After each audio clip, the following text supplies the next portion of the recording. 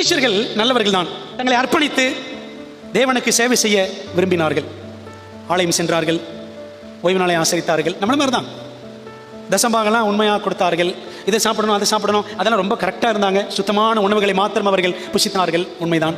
பிஹெச்டிலாம் படிக்கலைங்க, ஆனால் பிஹெச்டி ஊழியம் செஞ்சாங்க. என்ன செஞ்சாங்க? தே ப்ரீச்சிங், ஹீலிங், டெலிவரிங். பிரசங்கம் பண்ணாங்க, சுகமளிக்கும் ஊழியம் செய்தார்கள், பிசாசுகளை துரத்தினார்கள். அதான் எங்க இப்படிப்பட்டவங்களுக்குலாம் ஜெபம் பண்ண தெரியாதா? இவங்க போய் ஆண்டவர்கிட்ட, ஆண்டவரே எங்களுக்கு ஜெபம் பண்ண கற்றுத்தாரும் அப்படின்னு கேட்கணுமா?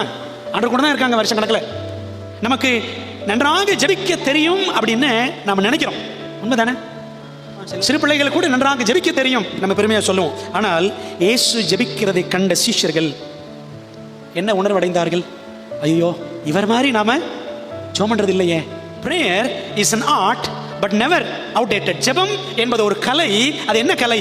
காலாவதி ஆகாத கலை. சரி, அதனால தான் ஒரு கோரிக்கை வச்சாங்க. என்ன கோரிக்கை வச்சாங்க? ஆண்டவரே எங்களுக்கு ஜெபம் பண்ண சொல்லித்தாங்க. என்னைக்கா நாம இப்படி ஜெபம் பண்ணிருக்கிறோமா? ஆண்டவரை கேட்டிருக்கோமா? ஆண்டவரே எப்படி ஜெபம் பண்ணு சொல்லி கொடுங்க சொல்லியிருக்கிறோமா?